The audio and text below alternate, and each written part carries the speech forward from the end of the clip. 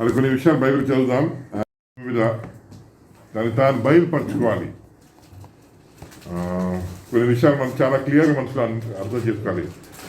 కీర్తనలు 145 అధ్యాయం, కీర్తనలు 145 అధ్యాయము 8 వచనం 9 వచనం వివరించదమ్మ గట్టిగా. యెహోవా దయాదాక్షిణ్యములు గలవాడు, ఆయన దీర్ఘశాంతుడు, కృపా అతిశయము గలవాడు. యెహోవా అందరికి ఉపకారి, ఆయన కనికరములు ఆయన సమస్త కార్యముల మీద ఉన్నవి. ఇది బైబిల్ రాసిన మాట. దేవుని గురించి, దేవుని లక్షణాలు. ఆయన అందరి మీద కనికరం చూపెట్టిన వాడు. ఆయన చేసిన సృష్టి మీద కనికరం కలిగిన వాడు. రెండోది దయాదాక్షం కలిగిన వాడు దేవుడు.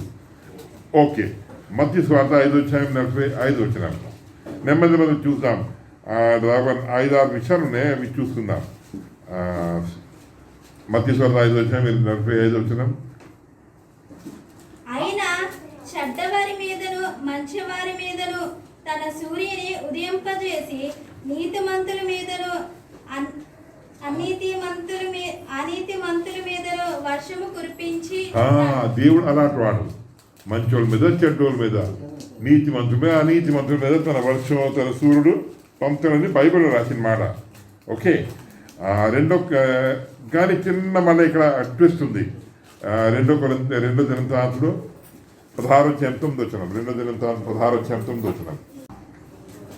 తన ఎడ్ల యథార్థ హృదయము గల వారిని బలపరచుటకై యెహోవా కనుదృష్టి లోకమంతటా సంచారము చేయుచున్నది. ఈ విషయమందు నీవు మతి తప్పి ప్రవచింతివి గనుక ఇది మొదలుకొని నీకు యుద్ధములే కలుగును. ఈ విషయం కూడా బైబిల్ ఉంటుంది. బైబిల్ ఏం రాసిందంటే, మనం దేవుని వల్ల యథార్థంగా ఉంటే ఆయన మన పట్ల ఎంతో మన పట్ల బలంగా ఉంటాడు. కానీ దేవుడు ఏదోలే అని అనుకుంటే మతి తప్పి పని చేసినట్టు బైబిల్ రాసిన. మతి తప్పి పని చేస్తే యుద్ధాలు ఆగు, మన జీవితంలో కష్టాలు ఆగు, అంటే అన్ని ఎదురులు అవుతాయని బైబిల్ రాసిన మాట. ఇది మన దేవుని పట్ల యథార్థంగా ఉంటే దేవుడు మన పట్ల చాలా దేవుడు బలంగా ఉంటాడు. కానీ మనం ఆయన యథార్థంగా లేకపోతే పర్లేదులే, దేవుడులే అంతా ఉంటుందే, మాయ అని అన్నీ అనుకుంటే బైబిల్ రాసిన మాట మన జీవితంలో యుద్ధాలు అవుతాయి, కష్టాలు అవుతాయి. నెమ్మదిగా ఉండలేము, సుఖంగా ఉండదు. ప్రాణం ఏడిపి అంటే కష్టం ఎప్పుడైనా కొండెక్కనట్టే కష్టాలు ఎదురులో వస్తానంటే అది బైబిల్ రాసిన మాట. రోమాపతి 10వ అధ్యాయం 11 నుంచి 13 వచనం. 11 నుంచి 13 వచనం. బేగా చదవాలి, నన్ను లేట్ చేయకూడదు. రోమా 10వ అధ్యాయం 11 నుంచి 13.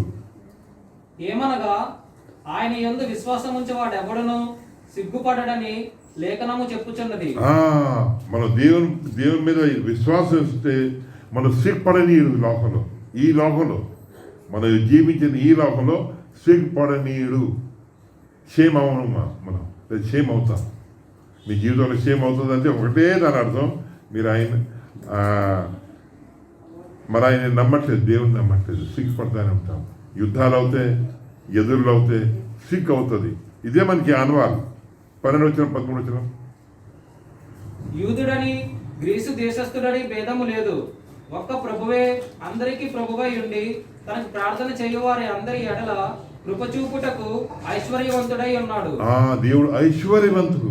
ఎవడైనా అవ్వచ్చు, యూదుడు లేదు, ఇండియా వాడు లేడు, ఎవడు లేడు, అందరూ సమానం. ఆయనకి అందరూ సమానం. మరి ఆయన నమ్మితే మనం సిగ్గుపడం. ఈ లోకంలో సిగ్గుపడం. ఆయన నమ్మవా? ఈ లోకంలో మనం ఏదో నమ్మిన లోకంలో, ఈ బతికిన లోకంలో, ఈ పుట్టిన లోకంలో మనకి సిగ్గు అవమానం ఉంటుంది. ఇది దేవుని కొన్ని లక్షణాలు. కొన్ని దేవుని లక్షణాలు. నిర్గమకాండం కాదు, లేవికాండం 19:2 వచనం. అంటే దేవుని లక్షణాలు, దేవుని మనస్తత్వం ఎలాగుంటుంది. లేవికాండం 19:2. మీరు పరిశుద్ధులై ఉండవలెను, మీ దేవుడనైన యెహోవానగు నేను పరిశుద్ధుడనై ఉన్నాను. ఆయన పరిశుద్ధుడు కాబట్టి మనల్ని పరిశుద్ధులుగా ఉండమని అంటున్నాడు ఆయన. కాబట్టి మనం సహజంగా అనవచ్చు. ఆడ నరకానికి వెళ్తాడు ఆడు దరిద్రుడు, చేసిన క్రియలు అలాంటి అలాగే నరకానికి వెళ్తాడు ఆడు అని అంటాం కదా. ఇది దేవుడు పవిత్రుడు అండి. ఆయనే చెప్పిన మాట అంటే నేను పరిశుద్ధుడిని కాబట్టి మీరు పరిశుద్ధులుగా ఉండమని బైబిల్లో రాసిన మాట. యెషయా 59 వచ్చాయి. యెషయా 59 వచ్చాయి. మొదటి నుంచి చదువుతా. యెషయా 59 వచ్చాయి మొదటి వచనం నుంచి. రక్షింప నేరక ఉండునట్లు యెహోవా హస్తము కురుచు కాలేదు, విననేరక ఉండునట్లు ఆయన చెవులు మందము కాలేదు. మీ దోషములు మీకును మీ దేవునికిని అడ్డముగా వచ్చెను, మీ పాపములు ఆయన ముఖమును మీకు మరుగుపరచెను. ఇది బైబిల్లో చాలా క్లియర్ రాసిన మాట. నన్ను మాట్లాడకూడదు పిల్లలు మాట్లాడకూడదు, కూర్చోరు. బైబిల్ రాసిన మాట అంటే సహాయం చేయడానికి దేవుని చేయులు కుర్చి కాలేదు, మన ప్రార్థన వినకుండా ఉండటానికి ఆయన చెవులు మందం కాలేదు. మన పాపమే ఆయన ముఖం అని దాచేసుకుంటాడు అని బైబిల్లో రాసిన మాట. ప్రాబ్లం మనతో ఉంది, ప్రాబ్లం దేవునితో కాదు. హబక్కు మొదలొచ్చాను 13 వచనం. నీ కనుదృష్టి దుష్టత్వము చూడలేనంత నిష్కలమైనది కదా. దేవుని కనుదృష్టి ఎలాగుంటుందంటే ఆయన దుష్టత్వం చూడలేడు. సో అదేంటంటే ఆయన దేవుని కనుదృష్టి ఎలాగంటే ఆయన పాపం చూసి సహించుకోలేడు దేవుడు. కాబట్టి అంటే పాపాత్మలతో ఆయన దోషి పెట్టుకోలేడు. ఆయన పాపాత్మలు దోషి పెట్టుకోలేడు. ఆయన చాలా ఇబ్బంది అయిపోతుంది ప్రభుకి. చూడండి, తాగపోతులు దోస్తు, దొంగలు దోస్తు, పోలీసు దోస్తు, కలరు వేరేవాళ్ళు కలరు, కాకి తిరుగుదని పారం తిరుగుదు అంతే. అలాగ దేవుడు ఆయన పాపంలో చూడలేడు కాబట్టి మనతో ప్రాబ్లం. మన మాట ఏంటో మనకు సహాయం చేయడు. చాలాసార్లు ఇదే పని మన చాలాసార్లు చాలా మటుకు ఇదే పని ఏంటంటే మన క్రియలు సరిగా లేకపోవడం వల్ల మనం చూడలేడు. ఆయన కళ్ళు ఎలాంటివి ఎంత పవిత్రం అంటే ఆయన పాపంని చూసి సహించుకోలేదు. యాకోబు పత్రిక ఇంకొక ప్రాబ్లం యాకోబు పత్రిక 4వ అధ్యాయం 2వ వచనం 3వ వచనం. యాకోబు పత్రిక 4వ అధ్యాయం 2వ వచనం 3వ వచనం. మీరు ఆశించుచున్నారు గాని మీకు దొరకటలేదు, నరహత్య చేయుదురు, మత్సర పొడుదురు గాని సంపాదించుకొనలేరు, పోట్లాడుదురు, యుద్ధము చేయుదురు గాని దేవుని అడుగునందున మీకేమీ దొరకదు. మీరు అడిగినను మీ భోగముల నిమిత్తము వినియోగించుటకై దురుద్దేశముతో అడుగుదురు, గనుక మీకేమీ దొరకటలేదు. ఎందుకు మనకి మనం ప్రాణం చేస్తాం చాలాసార్లు. ఎందుకు దేవుడు మనకి ఇది కారణాలు. దేవుణ్ణి అడగం అనుకుంటానంట, మనుషులతో దెబ్బలాడుకుంటా. దేవుణ్ణి అడగం. అది ప్రాబ్లం. కొన్నిసార్లు అడుగుతాం. ఎలాంటి విషయాలు అడుగుతామంటే బోర్డంత తెచ్చి మనం సరదాగా వాడతానని, ఇదే మన పాపానికి భోగానికి వాడేస్తామని అడిగేస్తాం. దేవుడు దేవుడు అంతా ఈలేదు ఇలాగ నమ్మో. దేవుడు అసలు ఈడు మనకి అన్ని లెక్కల మీద ఉంటుంది. ఎలాగ పడితే అలాగ ఈరు. మరి అనుకున్నా వచ్చింది మామ ఒక ఉద్యోగం చేసినామండి. ఉద్యోగం చేసినా లెక్క ఏంటంటే 10,000 నాకు ఇచ్చారు నెల. ఈ పని చేసినందుకు నాకు 10,000. సార్ నాకు 5,000 కావాలి. 4 రోజులు సార్ నాకు 5,000 కావాలి. ఎందుకు ఇస్తారు? నెల అయిపోయిన తర్వాత అప్పుడు గీరు అనుమానం ఉండదని. కొన్ని అయిపోయి ఒక 4-5 రోజులు 5వ తారీఖు 10వ తారీఖు ఇస్తానని అంటారు. కాదు ముందే ఇచ్చే నాకు డబ్బులు ఈరు. లాభం కదా, అలా మనం అర్థం చేసుకుంటాం కదా. అమ్మతోనే నాన్నతోనే నాన్న డబ్బులు ఇవా అనే ఈడు అస్సలు ఈడు అని అన్ని లెక్కలు ఉంటాయి కదా.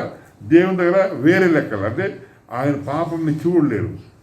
రెండోది ఏంటంటే మన భోగాన్ని గురించి మనం అడగం. ఆయన్ని దేవుడు లేడని అనుకుంటాం, మనం అడగం. దేవుడు మన అందరికి నీకు నాకు మనం అడగం కాబట్టి ఆయన లేకపోతే కొన్నిసార్లు అడుగుతాం, భోగాల మీద వాడటానికి అడుగుతాం. ఓకే, బైబిల్లో ఇంకా కొన్ని విషయాలు చూద్దాం. 1 సమూయేలు 8వ అధ్యాయం 7వ వచనం. అలా దేవుని లక్షణాలు.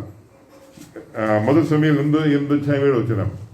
అందుకు యెహోవా సమూయేలునకు సెలవిచ్చినది ఏమనగా, జనులు నీతో చెప్పిన మాటలన్నిటి ప్రకారము జరిగింపుము. వారు నిన్ను విసర్జించలేదు గాని తమను ఏలకుండా నన్నే విసర్జించి ఉన్నారు.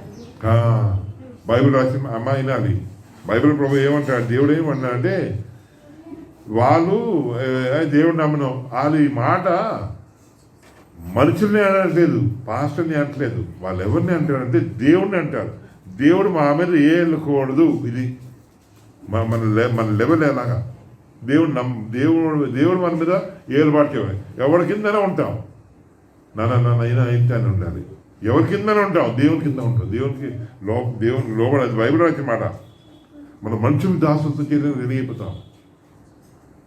ఆడేదో 100 రూపాయలు ఏదో కొద్దిగా 4,000, 10,000, 20,000 కొద్దిగా డబ్బులు ఇస్తే మనం లోపడిపోతాం.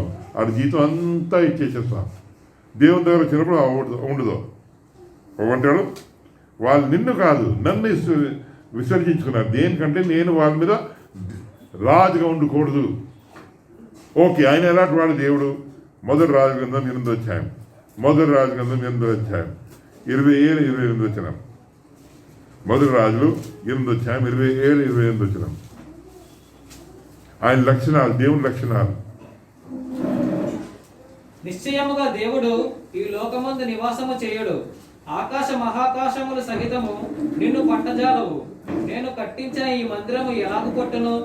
అయినను యెహోవా నా దేవా, నీ దాసుడినైన నా ప్రార్థనను విన్నపమును అంగీకరించి ఈ దినమున నీ దాసుడినైన నేను చేయు ప్రార్థనను పెట్టు మొరను ఆలకించుము. అర్థమైందా? దేవుడు ఎంత పెద్దవాడు అంటే మన ఈ లోకంలోనే నివాసం చేయడు. దేవుడు ఎంత పెద్దవాడు, ఈ లోకంలో ఉండడు. కారణం ఏంటంటే అమ్మ అయినా అల్లినాలి. కారణం ఏంటంటే మహాకాశ కూడా ఆయన్ని పట్టించలేదు. అదంత పెద్దవాడు దేవుడు. అంటే మళ్ళా ఉండడు. మహాకాశ కూడా పట్టించలేని వాడు. వెడల్పు ఎంత ఎక్కువ అంటే తూర్పు నుంచి పడమ ఎంత దూరం, దానికన్నా ఎక్కువ ఎత్తంతే. అలాగే అది బైబిల్లో రాసిన మాట. మహాకాశ పట్టించలేని వాడు. ఇంకో మాట దాని గ్రంథం 4వ అధ్యాయం 17 వచనం. ఈ ఆజ్ఞ జాగరూకులకు దేవదూతల ప్రకటనను అనుసరించి జరుగును. నిర్ణయమైన పరిశుద్ధుల ప్రకటన అనుసరించి సంభవించును. మహోన్నతుడకు దేవుడు మానవుల రాజ్యముపై అధికారి అయి ఉండి దాని ఎవరికి అనుగ్రహింప నిశ్చయించునో వారికి అనుగ్రహించునని. అంతే. దేవుడు ఇలా భూమి మీద మనుషుల రాజ్యం మీద ఏర్పాటు చేసినాడు. ఆయన ఎవరు నచ్చితే జగన్ని పెట్టాడంటే జగన్ని పెట్టాడు. అక్కడ జోబిడిని పెట్టాడు. అంతే. ఎవరిని పెట్టాలంటే ఆయన పెట్టాడు. మీరు అనుకోలేరు, నేను అనుకో, మన చేతి మీద లేదు అది విషయాలు. వినాలి. దయచేసి ఇంటానే ఉండండి. సో అది బైబిల్ రాసి మాట. ఆయన నిర్ణయాలు జరుగుతాయి ఈ లోకంలో. మీ నిర్ణయాలు జరగవు, ఎవరి నిర్ణయాలు జరగవు. 34 చదువు. 34. ఆ కాలము గడిచిన పిమ్మట నెబుకద్నెజరును నేను మరలా మానవ బుద్ధి గలవాడనై నా కండ్లు ఆకాశము తట్టు ఎత్తి చిరంజీవియు సర్వోన్నతుడగు దేవుని స్తోత్రము చేసి గణపరచి స్తుతించి తిని. ఆయన ఆధిపత్యము చిరకాలము వరకు, ఆయన రాజ్యము తరతరములకు నున్నవి. దేవుని గురించి రాసిన ఆయన రాజ్యము చిరకాలం వరకు ఉండే. చిరంజీవి యాక్చువల్లీ దేవుని పేరు. చిరంజీవి దేవుని బిరుదు. ఆయన చచ్చిపోలేడు. చచ్చిపోతే ఆయనలాగా మనలాగా మంచే, అంతే కదా. ఇప్పుడు నాకు సైకిల్ రాదండి, అవతల సైకిల్ రాదు. ఇద్దరా నాకు రా, మన ఇద్దరు సేమ్ టు సేమ్ రా. నాకు రాదు, నీకు రాదు సైకిల్, అంతే. మనం చచ్చిపోతాం, జంతువులు చచ్చిపోతే, దేవుడు చచ్చిపోయాడుకుంటే సేమ్ టు సేమే, అంతా సేమ్ టు సేమే. మట్టే, ఆయన మట్టి అయిపోయింది, ఆయన మట్టి అయిపోయాడు. పురుగులు తినేసిన ఆయన్ని ఇక్కడ, అంతే. మళ్ళీ పురుగు తినేస్తే దాన్ని ఆయన పురుగు అంటే ఆయన ఎందుకు దేవుడు? మరి చచ్చిపోతే ఆయన ఎందుకు దేవుడు అండి? అదే బైబిల్ రాసి చిరంజీవి ఆయన. మనకి ఈ లోకంలో పేరు అంటే ఒట్టి పేరు చిరంజీవి, రకరకాల పేర్లు ఉంటాయి. ఉండదు, సత్తు ఉండదు, కానీ పేరు ఉంటుంది మనకి. అది ఆయన పేరు. 37 వచనం చదువునా. ఇలాగూ నెబుకద్నెజరును నేను 37 ఇలాగూ నెబుకద్నెజరును నేను పరలోకపు రాజు యొక్క కార్యములన్నీ సత్యములను ఆయన మార్గములు న్యాయములనై ఉన్నవనియు గర్వముతో నటించు వారిని ఆయన అనుపశక్తుడనియు ఆయనను స్తుతించుచు కొనియాడుచు గణపరుచుచున్నాను. ఆయన ఎవరినైనా అంటే గర్వం ఉంటే అణిచేస్తాడు. మీరవచ్చు, నేనవచ్చు, ఎవడైనా అవచ్చు, ఎంత పెద్ద రాజైనా అవచ్చు, అణిచేస్తాడు. అది బైబిల్లో రాసిన మాట. ఆయన ఆయన అలాంటి వాడు దేవుడు. ఓకే, ఇంకో విషయం మన విషయం చూసుకుందాం. ఆదికాండం 11:4. ఆదికాండం 11:4. మరియు వారు మనము భూమి అందంతటా చెదిరిపోకుండా ఒక పట్టణమును ఆకాశమునంటూ శిఖరమును గల ఒక గోపురమును కట్టుకొని పేరు సంపాదించుకుందాము రెండని మాట్లాడుకొనగా. అది ఆకాశం వరకు చివరి వెళ్ళిపోవాలని మనుషుల ఆశలు. మన ఆశలు అంతే. ఇప్పటికంతే రాకెట్ వేసేస్తే ఎక్కడో వెళ్ళిపోద్ది. చూడండి దేవుడు ఇచ్చిన సమాధానం. మత్తయి సువార్త 19 23-26 చదువునా? 23 చదువునా? మత్తయి 19:23 చదువు. మత్తయి 19:23 చదువు. యేసు తన శిష్యులను చూచి, ధనవంతుడు పరలోక రాజ్యంలో ప్రవేశించుట దుర్లభమని మీతో నిశ్చయముగా చెప్పుచున్నాను. ఇది గాక ధనవంతుడు పరలోక రాజ్యంలో ప్రవేశించుట కంటే సూది బెజ్జములో ఉంటు దూరుట సులభమని మీతో చెప్పుచున్నాను నేను. ఇది దేవుడు చెప్పాడు. అక్కడ మనం ఆదికాండంలో ఏం చూసామంటే మనుషులు ఏమనుకున్నారంటే ఎంతో ఎత్తైన బిల్డింగ్ కట్టేద్దాం. ఎక్కడ ఎంత ఆకాశానికి వెళ్ళిపోవాలంట. టచ్ అయిపోయాడు. పరలోకాన్ని టచ్ అయిపోవాలి. దేవుడు ఇక్కడ సమాధానం ఇస్తున్నాడు. ఏం సమాధానం ఇస్తున్నాడు అంటే పరలోక రాజ్యం మీద ఉంటుంది కదా. ఒక ధనవంతు బోల్డ్ డబ్బులు ఉన్నాయండి, వెళ్ళిపోమని చెప్పండి. వెళ్ళిపోతే ఎప్పుడైనా ఎవరైనా పైకి వెళ్ళరా? లేదు, అసాధ్యం అని ప్రభు వ్యంగ్యంగా ఏమంటున్నాడంటే ఇలాగెళ్ళే బదులుగా పరలోక రాజ్యం మీద చేరే బదులుగా ఎంత పెద్ద ఒంటి ఉంటుంది కదా, చాలా పెద్ద ఎత్తున ఉంటుంది ఒంటి. సూది బెజ్జం ఉంటుంది కదా, దాంట్లో దూరిపోవడం సులువు అని అన్నాడు. అంటే ఇదే సాధ్యమైతే ఇంత పెద్ద ఒంటే సూది బెజ్జంలో దూరటం కష్టమైతే దానికన్నా మరీ కష్టం ఇది. ఎవడైనా వెళ్ళాడండి మీద వెళ్ళగలుగుతాడా? వెళ్ళి ఉండిపోయాడు అక్కడ. ఎవరైనా వెళ్ళి ఉండగలుగుతాడా? ఎవడో ఉండలేడు. కాబట్టి ఇప్పుడు అంటాడు సూది బెజ్జంలో దూరిపోవడం ఒంటే తెలియదు, కానీ అది మరీ కష్టం. పైకి ఎవరు వెళ్ళలేరు. ఇప్పుడు దాకా పైకి ఎవరు వెళ్ళలేరు కూడా. అది అసాధ్యం. ఇంకా చదువున్నారా? 25 చదువు. అదే 19-25 చదువు. చదువులే. ఓకే, రోమపత్రిక మొదటి అధ్యాయం 28 వచనం. రోమపత్రిక మొదటి అధ్యాయం 28 వచనం. మరియు వారు తమ మనసులో దేవునికి చోటిగా నల్లకపోయారు. ఇంకా చదువు. గనుక చేయరాని కార్యములు చేయుటకు దేవుడు భ్రష్ట మనసుకు వారిని అప్పగించను. అది బైబిల్ రాసిన మాట. ప్రభు ఏమంటారు? బైబిల్ రాసిన మాట అంటే మన దేవునికి మనసు చోటియం. బైబిల్ రాసిన మాట అంటే మన దేవునికి చోటియం. మన దేవునికి చోటియం అని బైబిల్ రాసిన మాట. దేవునికి మన మీద కోపం, దేవునికి మన మీద బాధ. అస్సలు ఇయ్యం, అందరికి ఇస్తాం, దేవునికి ఇయ్యం. బైబిల్ రాసిన అంటే లోన మన మనసులో దేవునికి చోటు ఉండదు. అది బైబిల్లో రాసిన మాట. రోమపత్రిక 3వ అధ్యాయం. రోమపత్రిక 3వ అధ్యాయం 10-18 చదువుకోవాలి.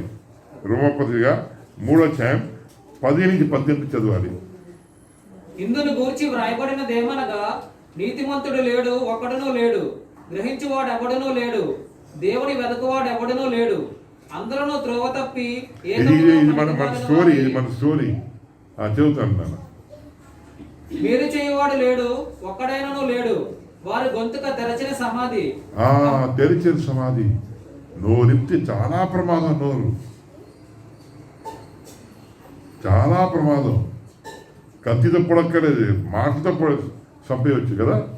అదే బైబిల్ రాసిన వాడు గొంతు తెరిచిన సమాధి. ఇంకా చదువు. తమ నాలుగుతో మోసము చేయుదురు, వారి పెదవుల క్రింద సర్ప విషమున్నది, వారి నోటి నిండా శపించుటయు పగయు ఉన్నవి, రక్తము చిందించుటకు వారి పాదములు పరిగెత్తుచున్నవి, నాశనమును కష్టమును వారి మార్గములలో ఉన్నవి. ఇదంతా మన స్టోరీ ఇదంతా మన బొమ్మ. ఇలా ఉంటాం మనం లా నుంచి. చదువు. శాంతి మార్గము వారు ఎరుగరు, వారి కన్నుల ఎదుట దేవుని భయము లేదు, ప్రతి నోరు ముయ్యబడినట్లును సర్వలోకము దేవుని శిక్షకు పాత్రమగునట్లును ధర్మశాస్త్రము చెప్పుచున్న వాటిని 23 వచ్చిన చదువు. 23 చదువు. ఏ భేదమును లేదు, అందరూ పాపము చేసి దేవుడు అనుగ్రహించు మహిమను పొందలేకపోతున్నారు.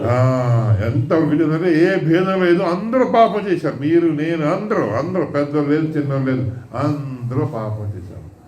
అది బైబిల్లో రాసే మాట. అందరూ పాపం చేశాం. అది బైబిల్లో రాసే మాట. 24, 23 చదువు. 22 చదువు. నా జనులు అవివేకులు, వారు నన్ను ఎరుగరు, వారి మూడులైన పిల్లలు, వారికి తెలివి లేదు, కీడి చేయుటకు వారికి తెలియను గాని మేలు చేయుటకు వారికి బుద్ధి చాలదు. ఇది మన స్టోరీ. మనం మేలు చేయడం రాదు, కీడి చేయడం బాగా వచ్చి మన బోర్డు తెలియచేయడం మనకి. కాబట్టి అంటే అడ్డు తెలియచేయడం ఇదే అడ్డు తెలియచేయడం. కీడి చేయడం భలే ఐడియాలు ఉంటాయి మనకి, రకరకాల ఐడియాలు వస్తాయి. మంచి పెట్టి చేయడం రాదు. ఇది మొత్తం బ్యాక్గ్రౌండ్. ఇది అంత సందర్భం కాబట్టి దేవుడు ఒక పని చేశాడు. లూకాసు వార్త 2:10. లూకాసు వార్త 2:10. ఇదంతా బ్యాక్గ్రౌండ్ మీద దేవుడు ఒక నిర్ణయం చేశాడు. లూకాసు వార్త 2:10. లూకా 2:10. అయితే ఆ దూత భయపడకుడి, ఇదిగో ప్రజలందరికీ కలుగుపోవు మహా సంతోషకరమైన సువర్తమానము నేను మీకు తెలియజేయుచున్నాను. దావీదు పట్టణమందు నేడు రక్షకుడు మీ కొరకు పుట్టి ఉన్నాడు. మనుషులందరి గురించి ఒక శుభవార్త. ఏంటి వార్త అంటే దావీదు పట్టణంలో ఒక రక్షకుడు పుట్టాడు. అదే వార్త. దాన్ని అర్థం చేసుకుంటాం, స్లోగా అర్థం చేసుకుందాం. ఏంటి అదే బైబిల్ రాసిన మాటనే దావీదు పట్టణంలో అంటే ఇశ్రాయేల్ దేశంలో మనకి రక్షకుడు పుట్టాడు. అదే శుభవార్త. మనుషులందరి గురించి, ఒట్టి యూదుల గురించి కాదు, ధనవంతుల గురించి కాదు, అమెరికా వాళ్ళ గురించి కాదు, మనుషులు ఎవరెవరు మనుషులు వాళ్ళు, స్త్రీలు అవ్వచ్చు, పురుషులు అవ్వచ్చు, చిన్నవాళ్ళు అవ్వచ్చు, పెద్దవాళ్ళు అవ్వచ్చు, అందరూ మనుషులందరి గురించి శుభవార్త. ఎందుకు దేవుడు శుభవార్త ఎందుకు ఆ నిర్ణయం తీసుకున్నారు? ఇంకా చదువు. అదే చదువు. ఇంకా 11 వచ్చిన చదువు. లూకా 2:11. దావీదు పట్టణమందు నేడు రక్షకుడు మీ కొరకు పుట్టి ఉన్నాడు, ఈయన ప్రభువైన క్రీస్తు. దానికిదే మీ కానవాలు. ఒక శిశువు పొత్తి గుడ్డలతో చుట్టబడి ఒక తొట్టిలో పండుకొని ఉండుట మీరు చూచెదరని వారితో చెప్పాను. తొట్టిలో పండుకుని ఉండే చూచితారు. ప్రభు అయిన క్రీస్తు కదా. ప్రభు అయిన క్రీస్తు పుట్టింది ఎక్కడ? పశుశాలలో పుట్టినట్టు. ఎంత బాధగా. ఎందుకు ఆ పనులు ఎలాగైంది? మొదటి నుంచి 21 నుంచి 21 వచ్చిన నుంచి 29 వచ్చిన. దేవుని జ్ఞానానుసారముగా లోకము తన జ్ఞానము చేత దేవుని ఎరుగుకుండినందున సువార్త ప్రకటనయని వెర్రితనము చేత నమ్మువారిని రక్షించుట దేవుని దయాపూర్వక సంకల్పమాయను. యూదులు సూచక క్రియలు చేయమని అడుగుచున్నారు, గ్రీసు దేశస్థులు జ్ఞానము వెతుకుచున్నారు. అయితే మేము సిలువ వేయబడిన క్రీస్తును ప్రకటించుచున్నాము. ఆయన యూదులకు ఆటంకముగాను అన్యజనులకు వెరితనముగాను ఉన్నాడు. గాని యూదులకేమి గ్రీసు దేశస్థులకేమి పిలువబడిన వారికే క్రీస్తు దేవుని శక్తియు దేవుని జ్ఞానమునై ఉన్నాడు. ఇక్కడ ఒక మాట చదువు. ఎందుకు దేవుడు సువార్త అని ప్రకటన. ఇప్పుడు నేను కూడా యాక్చువల్లీ సువార్త చేస్తున్నాను. మీరు కొంతమంది యేసు గురించి తెలియదేమో. నేను సువార్త చేస్తున్నాను. యేసు గురించి చెప్పడం, దేవుడి గురించి చెప్పడం. దేవుడి గురించి చెప్పడం ఏంటండి? నిజమే, దేవుడి గురించి చెప్పడం చాలా వింత. అదేంటండి మాకు చెప్తారు. ఆయన పెద్దోడు కదండి, దేవుడు అంటే పెద్దోడు కదండి. మరి చెప్తే ఏంటండి మీరు? అవును, అదే బైబిల్ రాసిన మాట. మనకి బుద్ధి చాలలేదు. మనకి బుద్ధి చాలలేదు. దేని బుద్ధి చాలలేదు? దేవుని వెతకడానికి బుద్ధి చాలలేదు. ఎన్నో తెలివితేటలు ఉంటాయి, దేవుని అర్థం చేసుకునే తెలివితేటలు ఉంటుంది మనకి. కాబట్టి దేవుడు ఈ వెర్రి ప్లాన్ వేశాడు. ఈ బైబిల్ ప్రభు అన్నాడు, ఇది వెర్రి ప్లాన్. దేవుడే అనేసాడు. ఏ వెర్రి ప్లాన్? బతిమాలు ఎంచుకుంటాం. ఎంత వింత అండి. దేవుడు బతిమాలించుకోండి. యేసుని నమ్ముకోండి, దేవుడు నమ్ముకుంటే ఏంటండి? సమస్తాన్ని చేసిన ఆయన్ని నమ్మేది ఏంటి? నమ్మపోతే చంపేయడం, ఆయన చంపేయవచ్చు. ఆయన ఎందుకు అలా చేయట్లేదండి? అది ఆయన ప్రేమ. బతిమాలించుకుంటాడు. బైబిల్ ఇంకో చోట రాసింది, మరీ బతిమాలుతున్నారు, మా ద్వారా మిమ్మల్ని బతిమాలుతున్నారు. బైబిల్ రాసిన మాట చదువు. అది 2 కొరింథీ 5:20. 2 కొరింథీ 5:20. అర్థమైందా? దేవుడు వేడుకుంటూ ఏంటండి? అదేంటండి? దేవుడు ఏంటండి? వేడుకుంటూ ఏంటండి? కాబట్టి చాలామంది అనుమానం. కొంతమంది అంటారు కూడా, కొంతమంది అన్నారు ఏంటంటే ఎప్పుడు అదే ఆ బట్టలు కూడా సరిగా ఉండదండి. యేసుకి ఆ మేకలు 3 మేకలు కూడా మీద ఉండిపోయాడండి ఆయన. ఎందుకని ఇదే పని. కారణం ఏంటంటే మనకి దేవుడి విషయాలు దేవుడు అర్థం అవ్వడు. అన్నీ అర్థమవుతాయి. దేవుడి విషయాలు దేవుడు అర్థమవుతుంది. కాబట్టి దేవుడు ఈ వెర్రి ప్లాన్ వేశాడు. దాన్ని చూడండి ఇంకా మాట. కాబట్టి యేసు ఈ భూమి మీద వచ్చాడు. ఫిలిప్పీ పత్రిక 2వ అధ్యాయం 3వ వచనం. ఫిలిప్పీ పత్రిక 2వ అధ్యాయం 3వ వచనం. కక్ష చేతనైనను వృద్ధాతిశయము చేతనైనను ఏమీయూ చేయక వినయమైన మనస్సు గలవారై. బైబిల్ రాసే మాట అంటే పెద్ద పోజ్ గురించి పని చేయొద్దు. పెద్ద పోజులాగా పని చేయొద్దని దేవుడు చెప్పిన మాట. ఎందుకంటే దేవుడు కూడా పోజులాగా చేయలేదు. ఆయన భూమి మీద వచ్చాడు, తెలియదు ఎవరికి దేవుడు వచ్చాడు. ప్రభు వెళ్ళిపోయాడు. మళ్ళీ ఇప్పుడు వేరే రీతిగా ఉన్నాడు.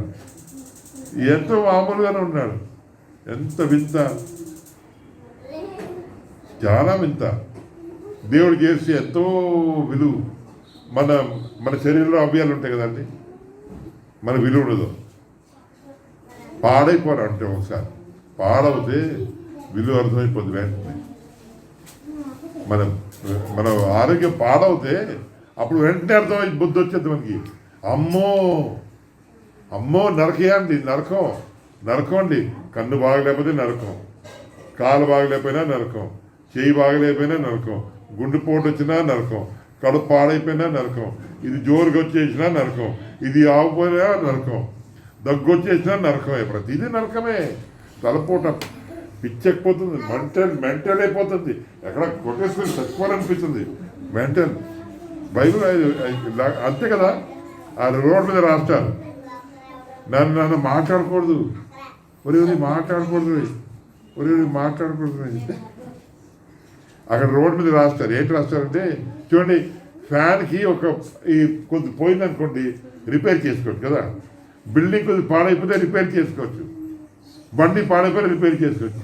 మన శరీరంలో ఏదో అవయవం పాడైపోతే సదా తీరిపోద్ది.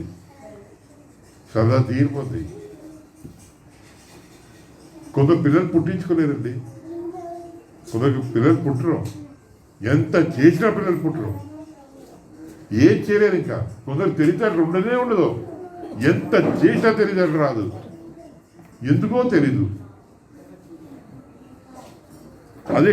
అది అంతే.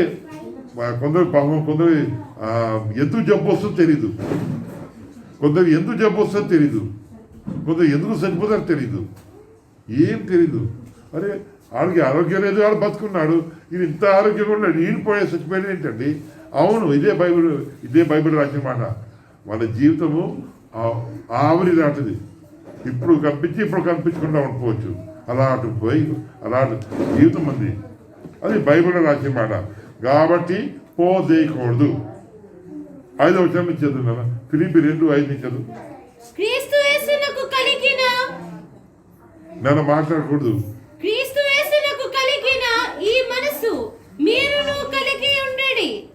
ఆయన దేవుని స్వరూపము కలిగిన వాడై ఉండి దేవునితో సమానముగా ఉండుట విడిచిపెట్టకూడని భాగ్యమని ఎంచుకొనలేదు గాని మనుషుల పోలికగా పుట్టి. యేసు మనిషి కాడు, మనిషిగా పుట్టాను, ఏ మనిషి పోలికగా పుట్టాను అని బైబిల్లో రాసిన మాట. మనిషి కాదు. చాలా మంది క్రైస్తవులు అంటేనే ఉంటారు క్రిస్మస్ అంటే ఏ రూపు పుట్టాను ఏంటి పుట్టాను. బైబిల్ రాసిన మాట మనిషి పోలికగా పుట్టాను. ఆయన మనిషి కాడు. మీలాగా నాలాగా మనకి బర్త్డేలు ఉంటాయి, డెత్ డే ఉంటుంది, మనకి మరణ రోజు ఉంటుంది, చచ్చిపోయిన రోజు ఉంటుంది. ప్రతి ఒక్కరికి ఉంటుంది. కుక్కకు ఉంటుంది, పందికి ఉంటుంది, మనకు ఉంటుంది అనుకోడు. కానీ దేవుడు అనేవాడు చాలా మందికి ఉంటుంది, అందరికీ ఉంటుంది. యేసు తప్ప అందరికీ ఉంటుంది మరణ రోజు. బీడే డీడే, మన అందరికి బీడే ఉంటుంది బర్త్డే, అందరికి డీడే ఉంటుంది డెత్ డే, అందరికి ఉంటుంది. మరి ఏం చేస్తాం? ఎంత పెద్ద దేవుడు అనుకున్నా అంతే, దేవుడికి ఉండదు. ఆయన ఇష్టం. ఆయన ఆటలాగా ప్రాణం పెట్టేశాడు మన గురించి, మళ్ళీ 3వ రోజు తిరిగి లేచాడు. యేసు శిష్యులకు చెప్పింది అదే.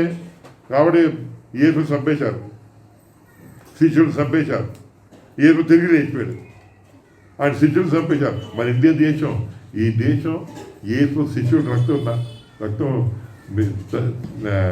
రక్తం మింగిందండి. ఈ దేశమే మన మట్టి, మన ఇండియా దేశం మట్టి థామస్ రక్తం రుచి చేసింది. అలా ఆ దేశంలో మనం పుట్టాం. యేసు మరణించి తిరిగి లేచారు, చెప్పినందుకు చంపారు. కాదు, యేసు మరణించలేదు, మరణించి తిరిగి లేచాడు. మాట్లాడతారా? చంపేశారు, పట్టుకు చంపేశారు మంచిది. యెషయా 9వ అధ్యాయం 6వ వచనం. అమ్మో టైం అయిపోతుంది. అమ్మో చాలా దూరం ఉందాం మనకి. అమ్మో చాలా దూరం ఉందాం. ఏలయనగా మనకు శిశువు పుట్టెను, మనకు కుమారుడు అనుగ్రహింపబడెను, ఆయన భుజము మీద రాజ్యభారం ఉండును. ఆశ్చర్యకరుడు, ఆలోచనకర్త, బలవంతుడైన దేవుడు, నిత్యుడకు తండ్రి, సమాధానకర్త యొక్క అధిపతి అని అతనికి పేరు పెట్టారు. ఈ శిష్యుడు ఎవరు? యేసు శిష్యుడుగా ఈ భూమి మీద పుట్టారు. ఆయన ఎవరు? ఆయన మీకు నాకు తండ్రి, నిత్యకు తండ్రి. ఆయన దేవుడు, బలవంతమైన దేవుడు ఆయన. అది బైబిల్ రాసిన మాట. మీ గురించి నా గురించి చూడండి. జకరియా 9:9. సియోను నివాసులారా బహుగా సంతోషించుడి, యెరూషలేము నివాసులారా ఉల్లాసముగా ఉండుడి. నీ రాజు నీతిపరుడును రక్షణ గలవాడును దీనుడనై గాడిదను గాడిద పిల్లను ఎక్కి నీ యొద్దకు వచ్చుచున్నాడు. దేవుడు బైబిల్ రాసిన మాట అంటే ఆయన రాజు ఈ భూమి మీద గాడిద ఎక్కి వస్తాడు. ఎంత వింత అండి. గాడిద అంటే మనిషిని అవమానం చేసినప్పుడు గాడిద ఎక్కిస్తారు, మనిషిని సన్మానించినప్పుడు గుర్రం ఎక్కిస్తారు. గుర్రం ఎక్కిస్తే సన్మానం కింద లెక్క, గాడిద ఎక్కిస్తే అవమానం కింద లెక్క. బైబిల్లో క్లియర్గా రాసిన మాట, సియోను కుమారి నీ రాజు నీ దగ్గర గాడిద పిల్ల మీద ఎక్కి వస్తాడు. మత్తయి సువార్త 2:2. ఇది ఎవరి గురించి ఉండదో యేసు తప్ప, ఎవరి గురించి నాకు మాట అంటారు. 2:2 మత్తయి 2:2. ఎప్పుడైనా అన్నారండి, ఒక దేశానికి రాజుగా పుట్టినోడు ఎవడైనా, రాజు ఎప్పుడైనా ఎక్కడైనా పుట్టినోడు ఒక్క మాట చెప్పండి, ఒక్క మనిషిని చెప్పండి. రాజుగా పుట్టినోడు, రాజుగా ఎవరు పుట్టరు, రాజకుమారుగా పుడతారు, రాజకుమార్తెలుగా పుడతారు, కానీ రాజుగా ఎవరో పుట్టరు. అది చాలా వింత మాట బైబిల్లో. రాజుగా పుట్టు ఏంటండి? టీచర్గా ఎవరైనా పుట్టారండి? టీచర్గా పుట్టరు, పిల్లలుగా పుడతారు. రెస్లర్గా ఎవరైనా పుట్టరు. ఆశ మనకి చాలా ఉంటుంది. పైనమ్మ పెట్టా అంటే పైన బంగారం లాగా పుట్టిందని లెక్క ఉండదు. ప్రభు ఏంటంటే ఆయన పుట్టటమే రాజా, పుట్టటమే రాజా. మత్తయి మొదటి అధ్యాయం 21-23 వచనం. ఆమె యొక్క కుమారుని కనును తన ప్రజలను వారి పాపముల నుండి ఆయనే రక్షించును గనుక ఆయనకు యేసు అను పేరు పెట్టుదువనెను. ఎందుకు ప్రభు యేసు ప్రభు పేరు మీద వచ్చాడంటే రక్షకుడుగా వచ్చాడు ఈ భూమి మీద. బైబిల్ రాసిన మాట ఏంటంటే ఆయన రక్షకుడు, ఆయన రక్షకుడు. అది కాబట్టి ఆయన పేరు అది యేసు. యేసు అని మాటకి అర్థం అదే. యేసు అంటే యూదుల భాషలో రక్షకుడు, యూదుల భాషలో రక్షకుడు అని బైబిల్ రాసిన మాట. యాక్చువల్లీ యేసుకి ఇంకో పేరు కూడా ఉంటుంది, ఆయన పేరు ఇమాన్యుయల్ కూడా ఉంటుంది. ఆయన దేవుడు మీతో ఉన్నాడని. మత్తయి 18:23 వచ్చిన. మత్తయి 18:23 వచ్చిన. కావున పరలోక రాజ్యము తన దాసుల యొద్ద లెక్క చూచుకొని గోరిన యొక్క రాజు 18:23 చదువు. కావున పరలోక రాజ్యము తన దాసుల యొద్ద లెక్క చూచుకొని గోరిన యొక్క రాజును పోలి ఉన్నది. పరలోక రాజ్యం అంటే ఎవరు? ఆయన రాజు, ఆయన రాజు అండి. యేసు రాజు. అదే ఆయన పుట్టినప్పుడే రాజు. బైబిల్ రాసి పెట్టాడు, నేను రాజు వస్తాడు నీ దగ్గర గాడిద మీద ఎక్కి. మరి ఏం చేస్తాడు? ఆయన దేవుడు. 22:2 మత్తయి 22:2 రేపటి 27 వచ్చాంది. 27 వచ్చాం. మత్తయి 27 వచ్చాం. 11 చదువు. యేసు అధిపతి ఎదుట నిలిచాను. అప్పుడు అధిపతి, యూదుల రాజువు నీవేనా అని ఆయన అడగగా, ప్రభుని మనుషులు ఆయన చంపే ముందు అడిగిన మాట, నువ్వు రాజేనా? 29 వచ్చిన.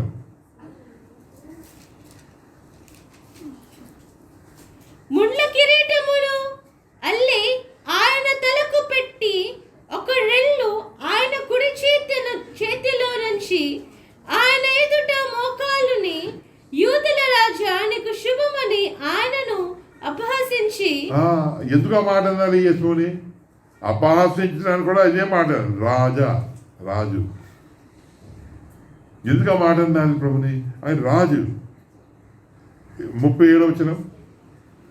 ఇతడు యూదుల రాజైన యేసు అని ఆయన మీద మోపబడిన నేరము వ్రాసి ఆయన తలకు పైగా ఉంచిది. మరియు కుడివైపు ఆ రీతిగా ప్రభుని సిలువలోకి ఇచ్చారు. ఎలాగంటే ఆయన సిలువ మీద రాయబడింది ఏంటంటే యూదుల రాజా, ఆయన తల మీద రాజా రాజా. ఇదంతా ఈ మాటలు ఉన్నాయి.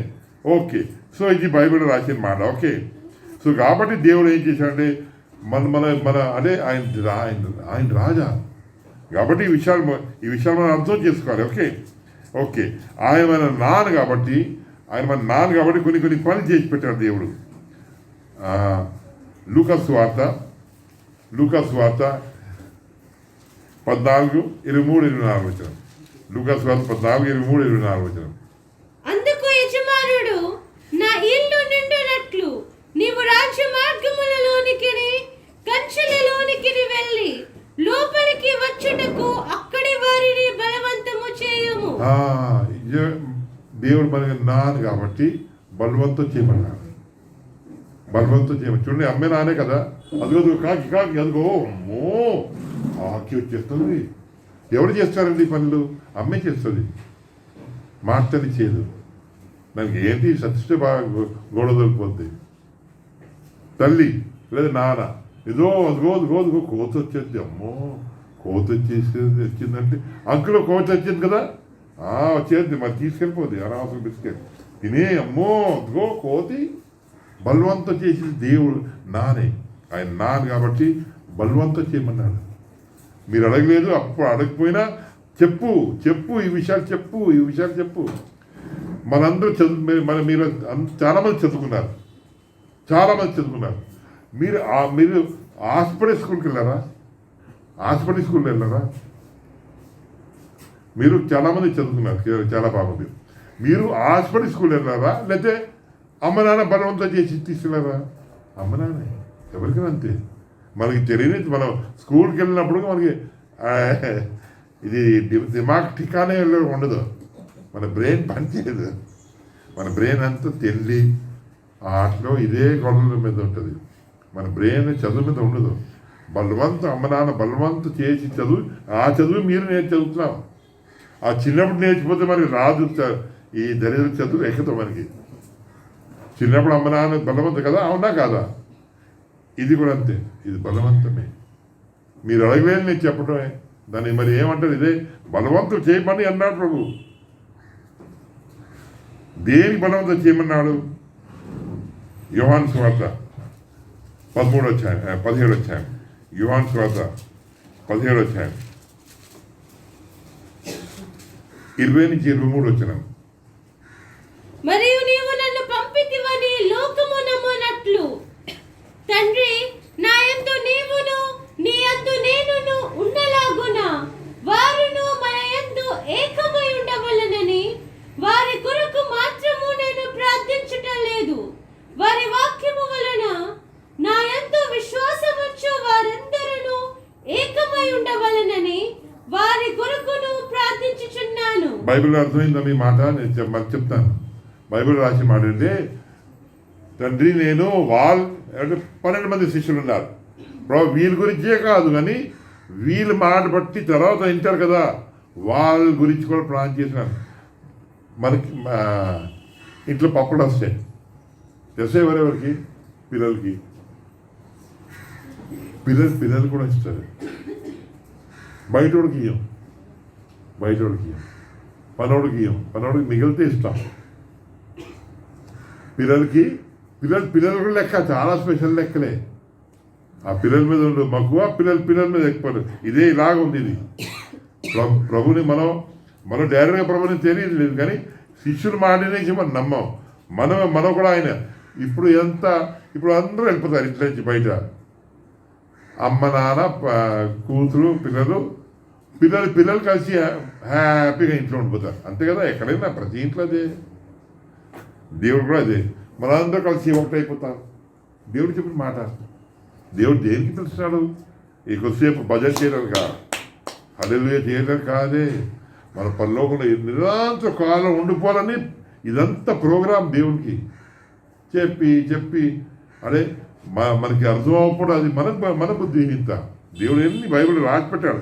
ఎవరు రాశాడండి? ఎవరైనా ఇలాగా మీరు ఏ గ్రంథం చూడండి, ఎవరైనా రాస్తే. నాకు ఒక బ్రదర్ చెప్పాడు, ఆయన డాక్టర్, పుట్టిగా కొద్దిగా మార్వాడి గుజరాతీ. ఆయన ఏమన్నాడు, బ్రదర్, నిత్య జీవని మాట బైబిల్ తప్ప ఎక్కడ ఉండదు. నిత్య జీవని మాట బైబిల్ తప్ప నేను ఎక్కడ చూడలేదు బ్రదర్. దేవుడు మనతో ఉండాలని ఆశ, మనం ఆయనతో సమానంగా అయిపోవాలని ఆశ. చూడండి, తల్లిదండ్రుల పిల్లలు చెప్పిన మాట. రోమపతి 8వ అధ్యాయం 17-19. మనము పిల్లలమైతే వారసులము. అంతే కదండి, మీ పిల్లలు మా వారసులండి. ఈ దరిద్రుడు మా వారసుడు. అడ్డుగాడుదండి. చిన్నగా నడలేడు, చిన్నగా మాట్లాడలేడు, చిన్నగా చూడలేడు, అన్నీ అడ్డమే అంటాం కదండి. ఏ చేత ఈడే ఉన్నాడు,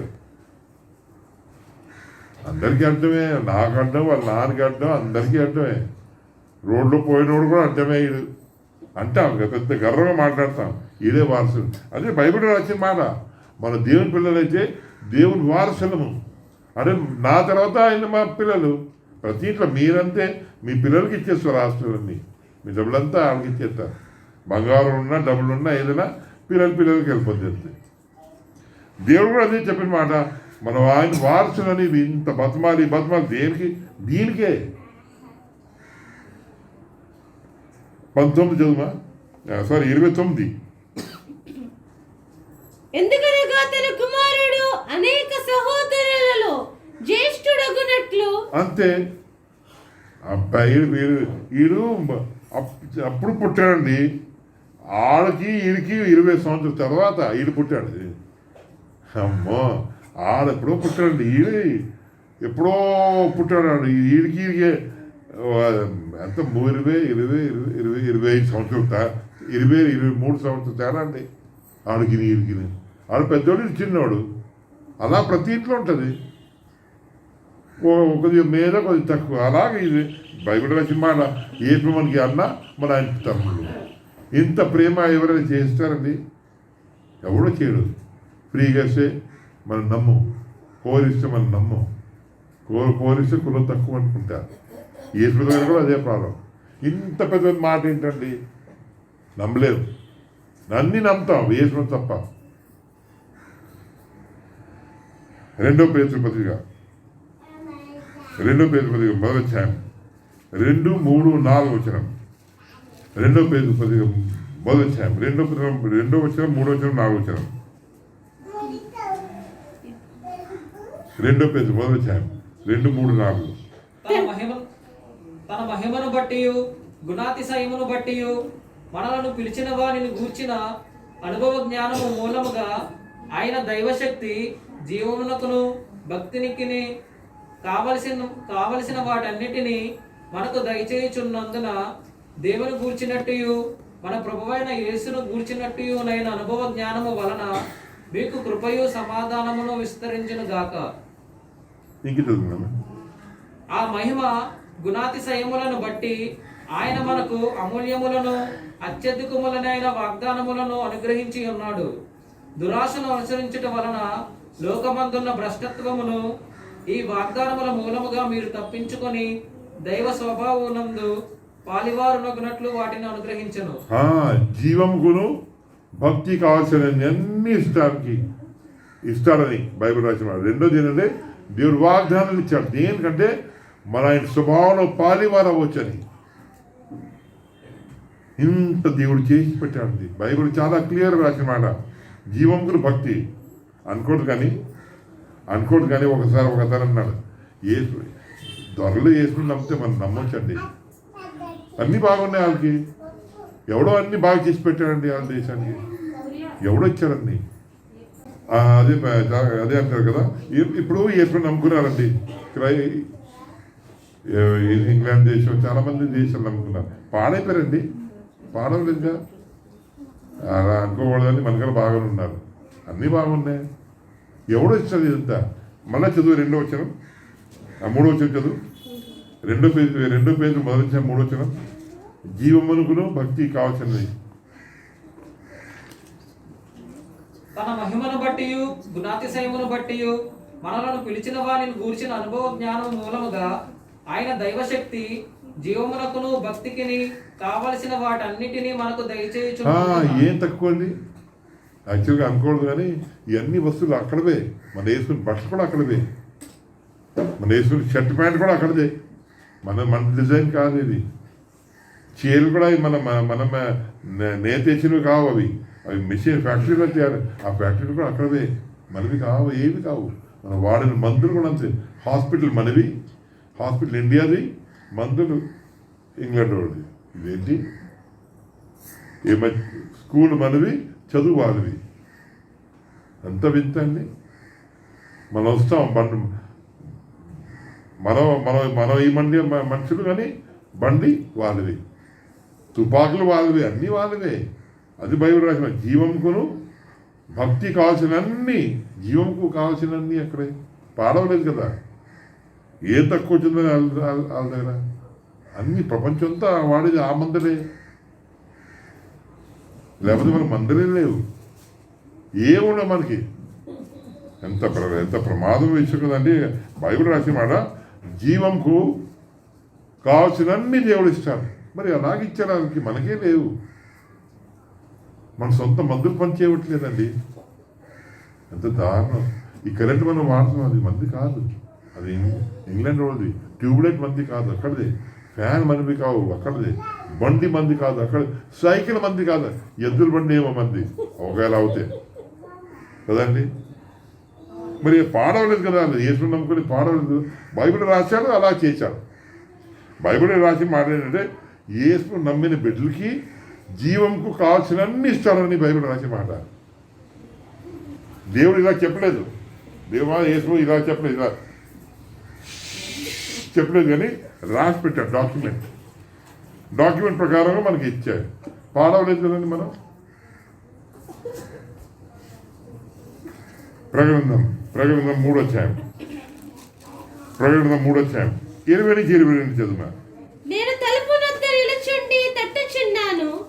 ఎవడైనను నా స్వరము విని తలుపు తీసిన యెడల నేను అతని యొద్దకు వచ్చి అతనితో నేనును నాతో కూడా అతడును భోజనము చేయుదుము. నేను జయించి నా తండ్రితో కూడా ఆయన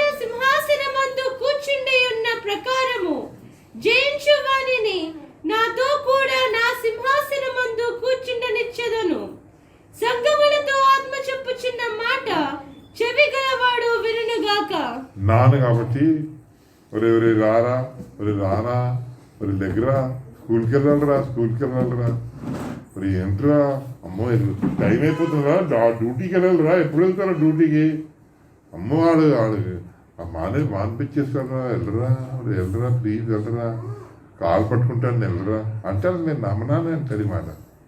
అది దేవుడు చెప్తున్నాడు. తలుపుకుంటున్నాడు.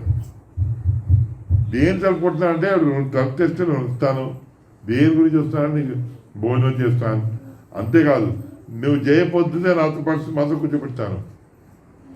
నాన్న కాబట్టి ఈ మాట అన్నాడండి. నాన్న కాబట్టి గాడిద మీద ఎక్కి వచ్చాడు. మీరు చాలామంది నాన్నలు ఉన్నారు. మన పిల్లలకి గాడిద అవ్వలేదండి? నిజం చెప్పండి, గుండె మీద చేపెట్టి చెప్పండి అవ్వలేదంటే. పిల్లల మీద గాడిద అవ్వని గాడిద పని చేస్తాం, పాకి పని చేస్తాం, వంట వేసి పని చేస్తాం, బట్టలు ఉతికే పని చేస్తాం, ఏమేమి చేస్తాం, బోళ్ళు చేస్తాం, ఏమేమి చేస్తాం. దేవుడు కూడా అదే ఏ పని తేడా, అదే నాయన కాబట్టి మనందరి గురించి ప్రాణం పెట్టాడు, మనందరి గురించి గాడి ఎక్కి వచ్చాడు, మనం నవ్వించడానికి రకరకాల పని చేస్తాడు మనుషులు. అలాగే దేవుడు కూడా మనల్ని రకరకాల రీతిగా ప్రేమించాడు. అది బైబిల్ రాసిన మాట. చివరికి ఆస్తి పంపకానికి ఇష్టాన్ని బైబిల్ రాసిన మాట నాన్న కాబట్టి. అదే బైబిల్ రాసిన మాట అంటే మంచి వార్త, శుభమైన వార్త. రక్షకులుగా పుట్టాడు. ఈ లోకంలో ఏ పరిస్థితిని రక్షించగలుగుతాడు? నరకాన్ని నుంచి రక్షించి పరలోకం తీసుకెళ్తున్నాడు. ఎవరినైనా అవ్వచ్చు, ఇండియా అవ్వచ్చు, అమెరికా అవ్వచ్చు, పాకిస్తాన్, చైనా, ఏ దేశమే అవ్వచ్చు, అందరిని రక్షించడానికి వచ్చాడు. ఆ శుభవార్త దాని క్రైస్తవులు చెప్పారు క్రిస్మస్ అని. బైబిల్ ఈ మాట లేదు, క్రిస్మస్ అని మాటే లేదు బైబిల్లో. క్రైస్తవులే, ఇంకెవరో మనకి అర్థమవుతుంది. మన నాన్న ఎవడో రకరకాలు అంటాం. మన నాన్న అదో కొందరు అంటారు కోత నుంచి వచ్చాం అంటే వాళ్ళ నాన్న కోత అంట ఇంతమంది. వాళ్ళ నాన్న, వాళ్ళ అమ్మమ్మ, వాళ్ళ నాన్న కూడా కోతే కాబట్టి ఇది అన్నాడు మేము కోత నుంచి వచ్చాం. మరి ఇవన్నీ చూసి వచ్చినంతే మాట్లాడుతున్నాడు, కోత నుంచి వచ్చారు అది. అలాగంటే రకరకాలు అంటాం. దేవుని ప్రేమ అది. ఓకే, బైబిల్ రాసిన మాట అది దేవుని ప్రేమ.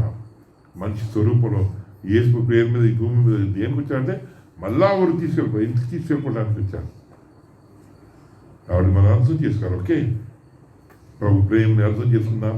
ఇంత ప్రయాసపడతాడు, ఇంత ప్రయాసపడదు దేనికంటే మనం పనులకు ఇంటికి తీసుకెళ్ళిపోతాం. రారా ఇంటికి వెళ్ళిపోతాం, మరి రారా ఇంటికి వెళ్ళిపోతారా, ఎక్కడొద్దు దరిద్రం, ఇంటికి తీసుకెళ్తాం.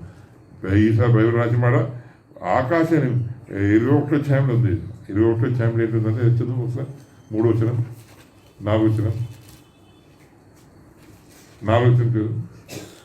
ఆయన వారి కన్నుల ప్రతి బాష్ప బిందువును తుడిచివేయును, ఇంకా మరణము ఇక ఉండదు, దుఃఖమైనను ఏడ్పైనను వేదన అయినను ఇక ఉండదు. మొదటి సంగతులు గతించిపోయినని సింహాసనములో నుండి వచ్చిన గొప్ప స్వరము చెప్పుట వింటిని. 3వ వచనం. అప్పుడు ఇదిగో దేవుని నివాసము మనుష్యులతో కూడా ఉన్నది, ఆయన వారితో కాపురముండును. దీని గురించి ప్రభు ఆశ, నాన్న ఆశ కాబట్టి యేసు రీతికి వచ్చాడు. అయితే అవును, మన పరలోకానికి వెళ్ళేం